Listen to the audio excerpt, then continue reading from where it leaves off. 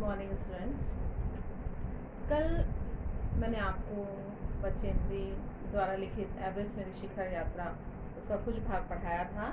मैंने आपको ये बताया था कि 15-16 मई 1984 को बुद्ध पूर्णिमा के दिन जो बचेंद्री पाल हैं वो कैंप नंबर 3 पर पहुंच गई थी और वहाँ जब रात को 12:30 बजे सोते समय अचानक ही हिम का एक बर्फ का एक बड़ा सा टुकड़ा जो है वो उनके कैंप के ठीक ऊपर आकर के गिरा, जिससे उनको और उनके कई साथियों को जो है कुछ चोटें आई और वापस उन्हें कैंप नंबर 2 पर पहुंचना पड़ा। और जब वहां मौजूद कर्नल फुल्लर ने उनसे पूछा कि क्या तुम डरी हुई हो, तो बचेंद्री पाल ने कहा कि हाँ मैं डरी हुई तो हूँ। तो उन्होंने कहा क्या तुम लौटना चाहती हो? तो बचेंद्री पाल ने जवाब दिया कि नहीं। बगैर किसी हिचकिचाहट के उन्होंने कहा नहीं मैं लौटना नहीं चाहती हूँ। तो ये जो है उनकी किसको बताता है? इच्छा शक्ति को बताता है ना, अदम्य इच्छा शक्ति को बताता है कि वो एवरेस्ट पर विजय पाना ही चाहती थी और कितनी भी मार्ग में बाधाएं आए वो वापस लौटना नहीं चाहती थी। अब हम आगे देखेंगे। जैसे ही मैं साउथ कोल कैंप पहुंची, अगले दिन की अपनी महत्वपूर्ण चढ़ाई की तैयारी प्रारंभ कर दी। मैंने कुकिंग गैस, खाना तथा कुछ ऑक्सीजन सिलेंडर एकत्रित किए।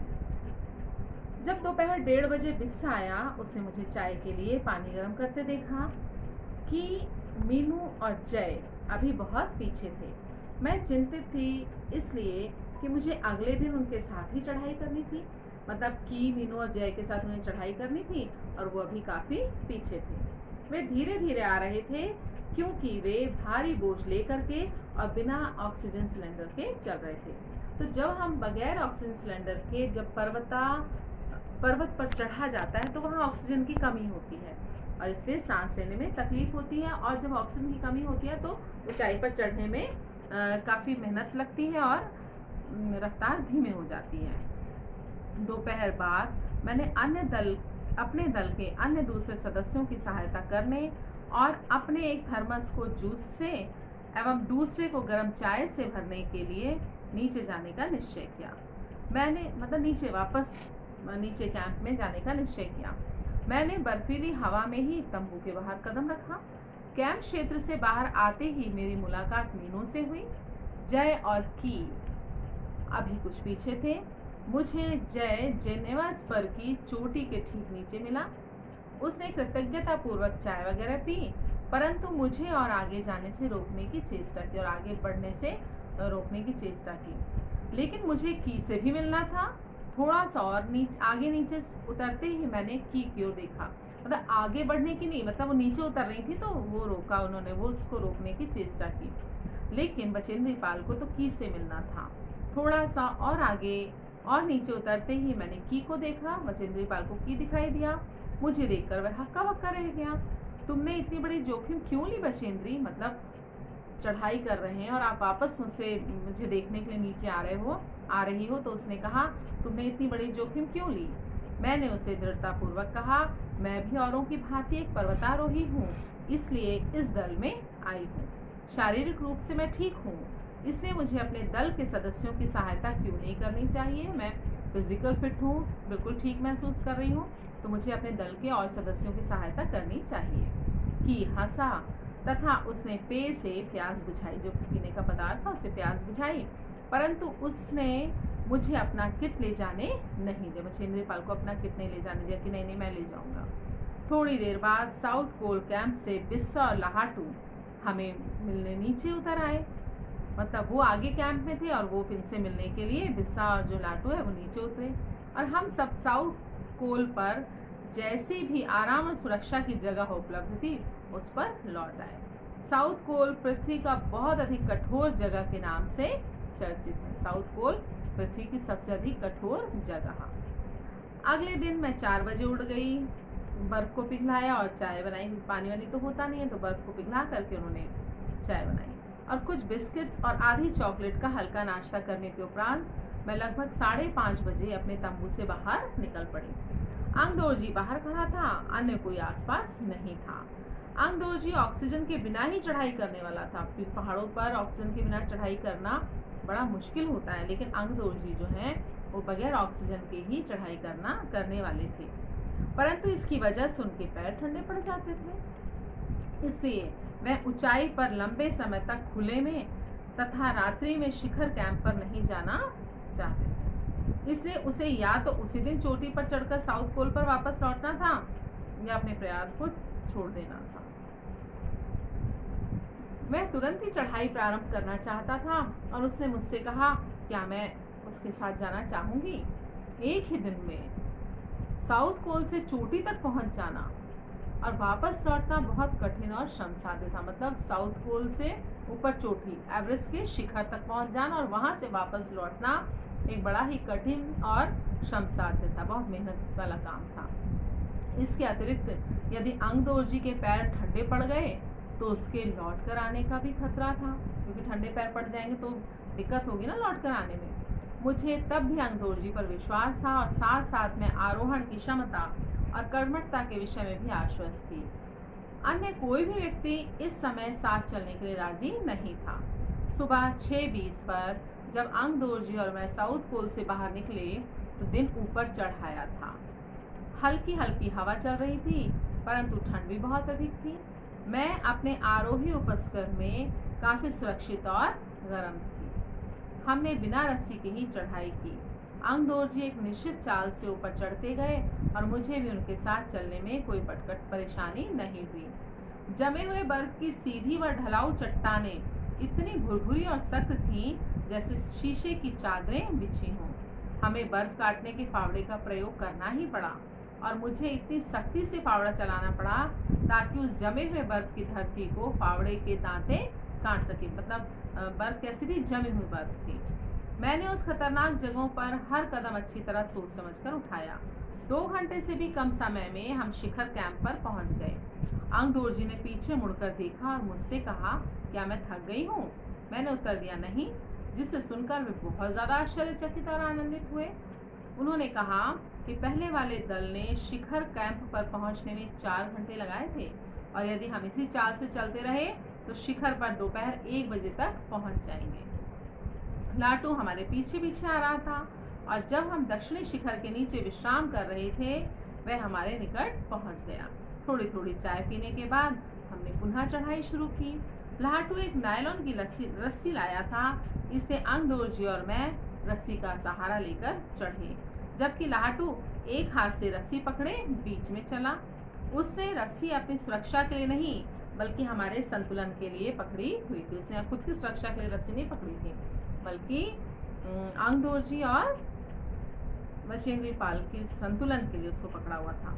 लाटू ने गौर किया कि मैं उन ऊंचाइयों के लिए सामान्यतः आवश्यक 4 लीटर ऑक्सीजन की बजाय लगभग 2.5 लीटर ऑक्सीजन प्रति मिनट की दर से लेकर चढ़ रही थी।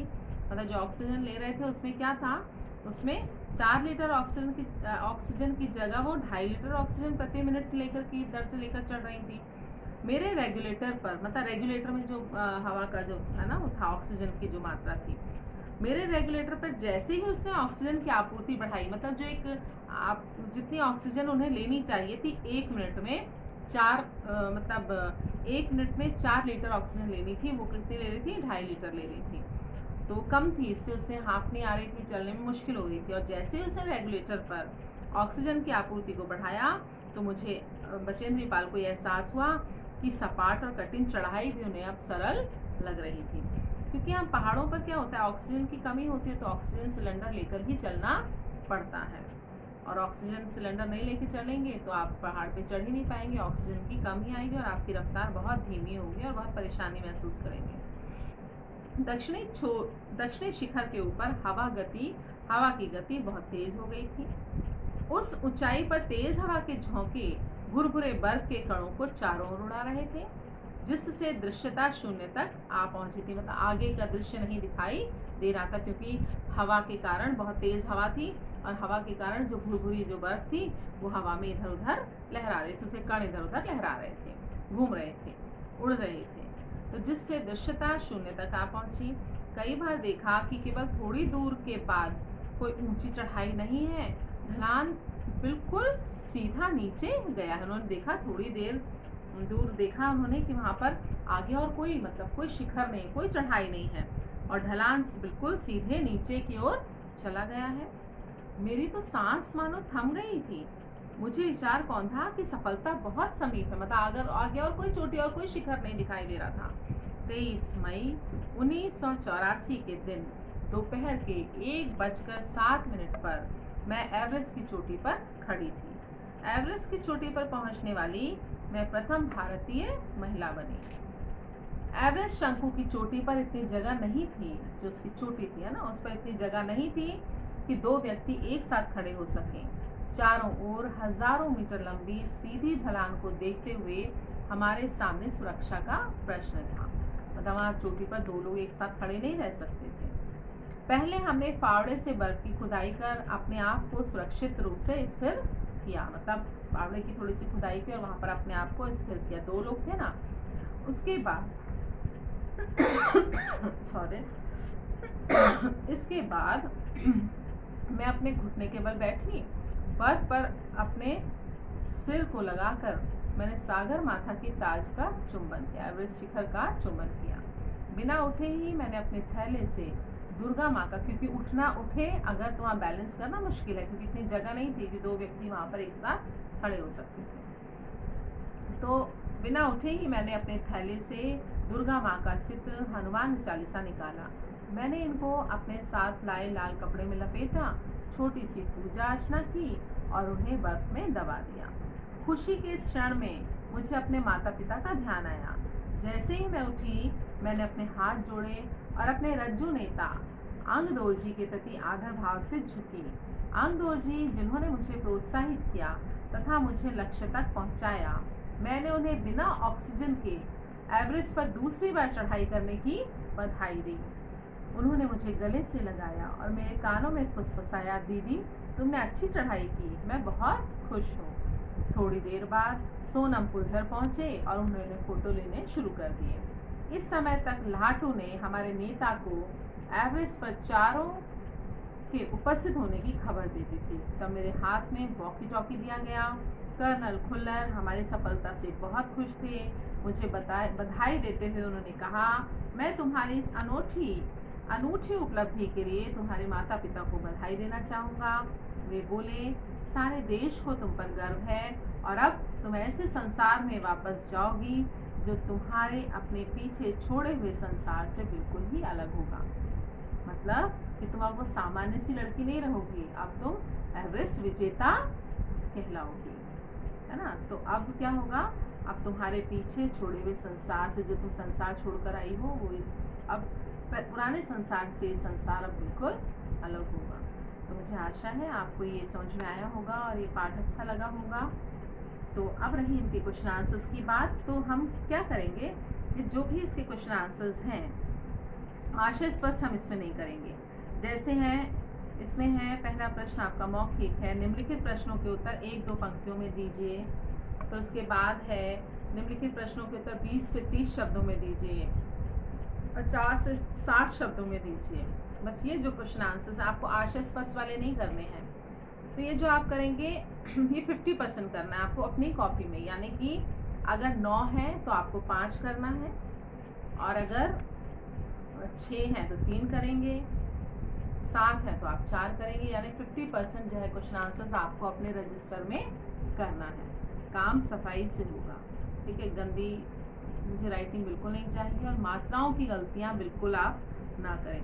ऊपर आप जो भी पाठ शुरू होगा उसमें आप डेट डालेंगे और आप पाठ का नाम लिखेंगे सफाई से। काम सफाई से चाहिए, क्योंकि आपके जो और इस पर कवर चढ़ा लें आप अपने रजिस्टर पर, स्कूल का कवर होगा वो चढ़ाएं या फिर ब्राउन कवर चढ़ाएं, नेम स्लिप लगाएं, उसमें अच्छी तरह से नाम लिखें काम सफाई से, क्योंकि आपके रजिस्टर के भी मार्क्स होते हैं, है ना, ताकि आपको भी पढ़ने में दिक्कत ना और मुझे भी कॉपी चेक करने में प्रॉब्लम ना आए। तो आशा है आपको ये पार्ट समझ में आया होगा।